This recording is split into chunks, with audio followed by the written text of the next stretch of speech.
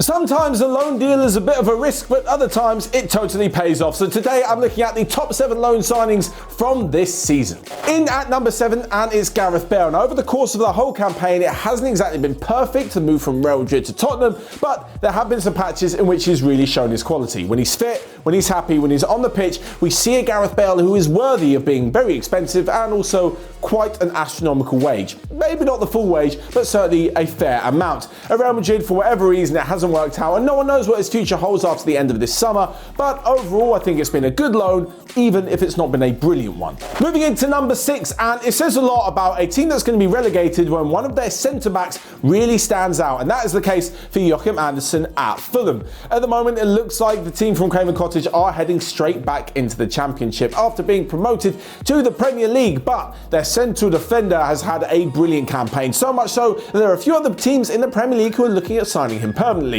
I mean, you could tell he's a quality player. He came in from Lyon on a season-long loan, and they only paid the previous summer 30 million euros for him, so he's definitely got a bit about him, and you can absolutely see it when he plays. There is no way that just one man can be that good of a defender that he pretty much stops the whole back line from conceding and keeps his team from avoiding relegation.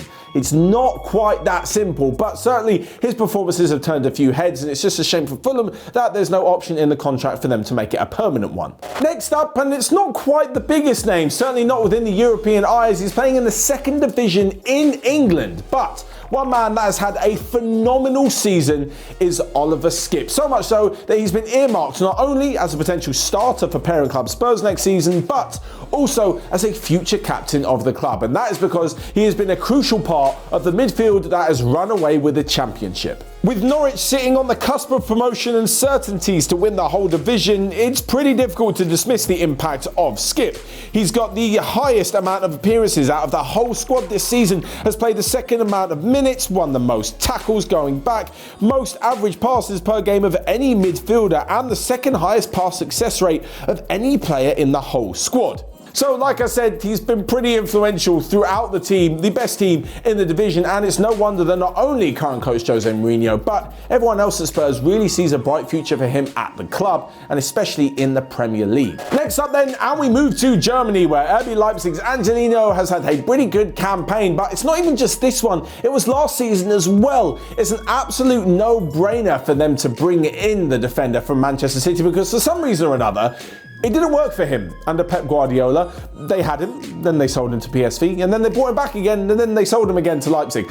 I don't quite get why. Anyway, the loan has been absolutely brilliant for him in Germany. He's really relished playing, especially when Nagelsmann's side have played in a back 5, so he can get forward a little bit more from a wing-back position as opposed to just a strictly left-back position in a back 4. And he's chipped in with more than a fair few goals as they've tried, not really successfully, to wrestle the title off of Bayern Munich. If there's any left-back who's deserved more praise in the Bundesliga, I'd love to hear who it is. Before we get into number 3 though, let's have a look at some of the honourable mentions who have had a pretty good season but just didn't make it onto this list. There's Alvaro Morata at Juventus, Timu Bakayoko, Martin Odegaard, Alamola Lookman, Danilo Pereira, Harry Wilson and Borja Mayoral as well. But actually, talking of Juventus and talking of Alvaro Morata, one of his teammates has definitely had a brilliant loan spell this season, and it was completely unexpected, and that is Weston McKennie. I actually think we have some footage somewhere of both Nico and Paddy predicting that he would be the worst signing this season. Let's check it out. So I'm pretty sure that Paddy is going to steal this one, so I'm going to go ahead and say Weston McKennie. I just think the deal is not very smart because they have to buy him if they qualify for Champions League. And we're talking about Juve in the Serie A, so they basically have to buy him no matter how he plays. Weston McKennie will be the worst signing of the season for multiple reasons. I just don't see anyone winning from this transfer. He won't play enough. Juventus have to buy him if they make the Champions League, and Schalke lost a key player as well. So yeah, Weston McKennie and you, Nico.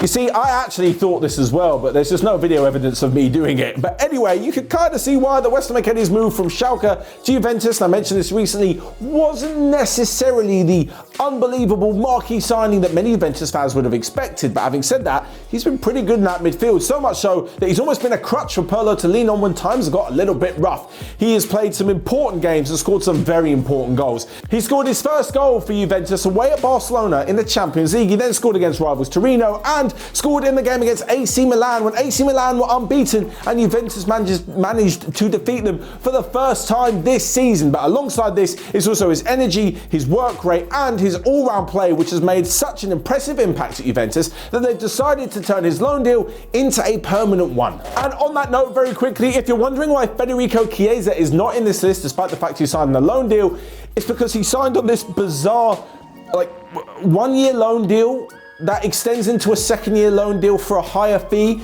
that then goes in an obligation to buy. Basically, it's a very confusing way of saying that Juventus have signed Chiesa on a permanent deal. He will be a permanent player at Juventus, so I've kind of taken him off of this loan list. Having said that, he's also had a very good season. Next up, and we move to number 2, and that is Moise Kean, the forward who seems to have regained his confidence completely, and it's a wonderful thing to see. There is nothing worse than when you look at a player and you just know he's just not got the confidence. When he broke through a few years ago, I honestly thought he'd go on to be the next big thing. Incredible. He was at Juventus, banging in goals towards the end of the season. Then he made the move to Everton, where for one reason or another, it just didn't quite work out. This season, though, on loan at PSG, he's managed to bag 18 goals in all competitions and 1 assist. This in a team where most of the possession of the ball, most of the chances and all of the attacks are basically funneled through the likes of Neymar and Mbappe. So to still manage to get almost 20 goals, we're not done with this season yet, almost 20 goals in this side is very impressive from Moise Kean. It's so impressive that there have been a lot of reports that PSG are looking to sign him permanently. Now, Everton signed him for 30 million from Juventus. Apparently they want 35. Now you're probably thinking 35 million, an extra 5 million. There's not exactly that much profit, but I'm not really sure they're in the market to hold out for much more. If they're going to hold out for ridiculous amounts of money because they think he's that good, they might as well just bring him back and play him, but it doesn't look like that's going to happen. Dominic Calvert-Lewin's been brilliant for Everton. They've also got Richarlison up front. So to have Moise Kean going from playing quite a lot of PSG to sit on the bench probably doesn't suit him either. And he's done so well that he's kind of replaced Mauro Icardi as the backup striker at PSG. So I think this one could be a good deal for them and for him and for Everton as well. So lastly then, we come to number 1 on this list, and you guys already know who it is. It's Jesse Lingard, of course it is. There is no way that anyone would have thought this at the beginning of the season, that he'd leave Manchester United, go on loan to West Ham, and then absolutely kill it and drive West Ham's charge for the Champions League spaces. Since he has joined the club, he has scored 8 goals and been contributing to more Premier League goals than any other player in the whole division. The guy's on fire. He's worked his way onto the lips of every single sports pundit there is, and he's even managed to work his way back into the England squad ahead of the Euros. There's been so much talk about him that Manchester United, in fact, not even accepting him back, but may have to sell him this summer because he doesn't even want to go back to Old Trafford. The way that he's been kicked to the curb at the club probably hasn't exactly put him in the best of light with the team. So maybe if there are supposedly so many teams interested in his services, as well as West Ham, they can make a bit of money off him. He'll be happy moving to another club, and we could see the return of what was definitely once a promising career for Lingard. It's been an exceptional loan for him and for all the players on this list, but if I've missed anyone out, you guys let me know in the comment section. Check out everything else we've got going on, and until next time, I'll see you guys later.